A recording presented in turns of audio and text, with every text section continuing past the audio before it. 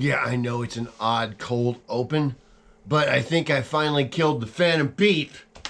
Dear God, y'all been watching my show, or at least have been seeing the documentary, weird diary that we're doing here with the Psychotic Diary. And that intermittent deep has been, yeah, it was in my nightmares. It took a couple hours, but I think I killed it. I'm pretty sure. Although I have to admit, being batshit crazy that I am, I think I might still be hearing it subconsciously. So, listening to the playback on this will be the confirmation that I finally killed the Phantom Beep. And yes, you were all right. It was a smoke alarm.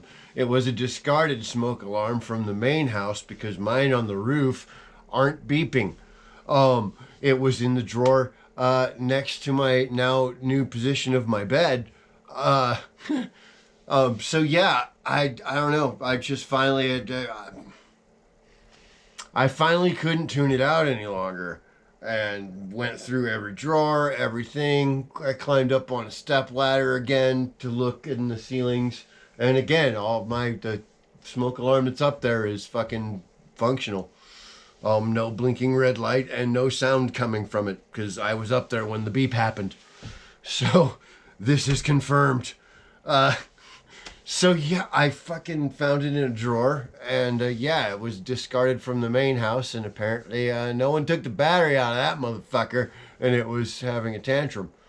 Or at least I'm guessing that because I've pulled the battery out, and yeah, there's no beeping. I think we'll find out. I mean, I'm going to seriously know on playback of this diary entry if the beep has died, as I tend to ramble on these. I have a lot of new ideas that I'm going to be pressing forward with, working with, instead of looking what I don't have, looking what I have and doing the work instead of doing this weird putting off thing that I keep doing with all of these projects now that I'm out of the land of oppression. I'm not exactly sure why I've become, I don't know, too much comfort, too much good. Yeah, I don't feel so great, so I get a lot more relaxed about things. And that's not good for me not having a day job anymore, is it? Now, if I'm not putting out something, then I'm not attracting any sort of attention to what it is I actually do, which, I don't know, sometimes I don't even feel it fits in the stance of stand-up comedy. I know it doesn't fit into poetry, per se. And I've got an entire entry on that's coming. Based on know your roots. I mean, I love it still, but I don't know. But yeah, I'm not sure. I don't know. I have a product. I'm really good at what I do, and anytime I'm on the mic, I have the whole room. So I just got to figure out how to market this shit. So I'm putting my fucking nose to the test and trying to make more excuses to talk into a camera. And this new GoPro utilized this thing that my mom got me for Christmas. I want to justify the pick for Super Christmas toy, and this is a really good Super Christmas toy. I'm enjoying its use a lot. Started recording all of my live sets, and putting out the ones I like, and then archiving the ones I don't, so I can go back and pick them apart. Like the psychotic Dr. Frankenstein I am, and figure out how to get that fucking verbal monster to get up and eat some villagers. Or at least kind of get, hey, this is all shotgun throwing it at the wall and seeing what sticks. I've got it, since this is, again, the first episode in a while, I've got an idea. I'm going to have another subgroup of episodes of me talking into the camera. The diary is going to be what's going on in life. I have a show tonight. As speaking of what's going on in life, Albuquerque, Red Velvet Underground, like 9 o'clock or something. I am doing stand-up along with Julian Martin and a whole bunch of other really funny people here. That's going to be fun. I haven't been on the mic, and this has been a dead week for comedy. Everybody's like, go eat fruitcake, and I'm like, yeah, I understand.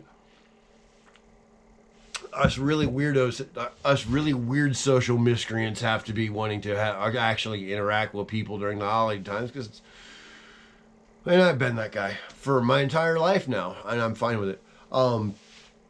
But yeah, Taps Takes is the tentative name of the other like series that's going to be on the channel, where I talk about stuff, where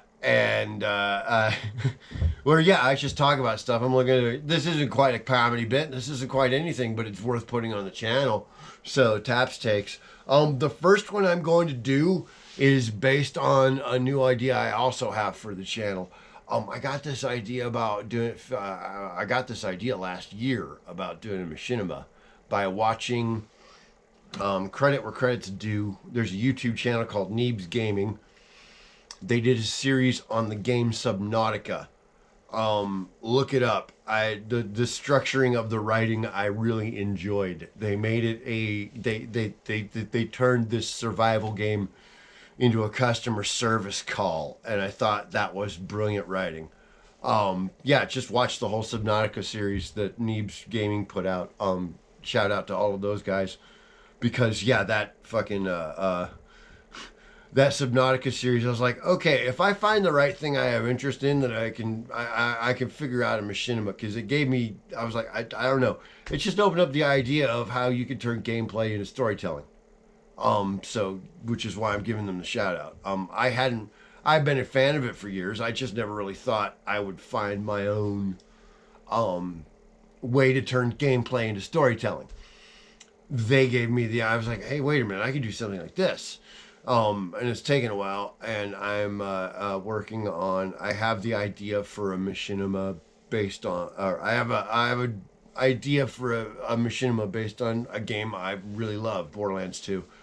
Which is the Taps Takes episode I'm going to shoot, because replaying those games now, trying to figure out how I want to insert myself into that narrative and what elements I want to put into what I film,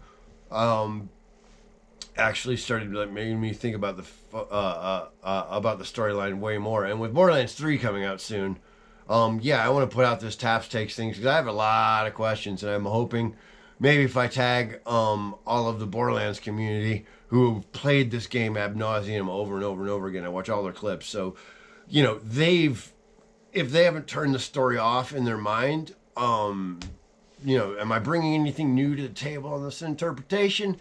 Is this something worthy of debate? Because I certainly see it as something worthy of debate. Given my background as a soldier, it brought out, this time I don't know, thinking about the character I want to play in, I'm a hitman disguised as a Vol Hunter, or a Vol Hunter that's doing a hit, is the base of it. Borderlands 2 is the game I want to try and use, because I fucking love that game. There are a couple conceits, they'll be explained in the first, like, episode. But like, you know, it's going to be a playthrough. It's going to be what I'm going to call a role playthrough. I don't know. It seems like a role playthrough is the, you know, idea I'm going to call the series. Role playthrough Borderlands 2, where I'm role playing as a character, my play. I'm going to be playing as Axton, who he comes from my background too. Rifle, soldier.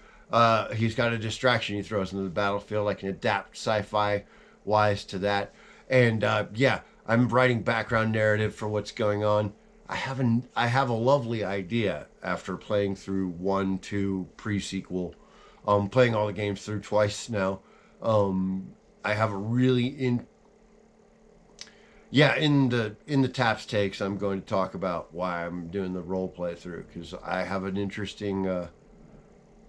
I'd like to know if anybody else has thought this direction in what we have story element wise in Borderlands right now, on the dawn of 3 coming out in the next month or year. I mean year.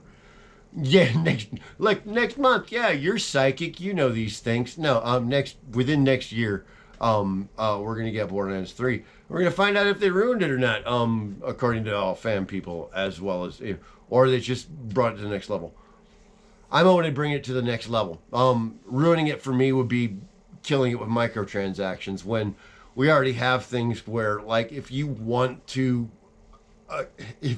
start the game with fucking overpowered items, just leveled down to your level, you can do it with programs that they have save file editors.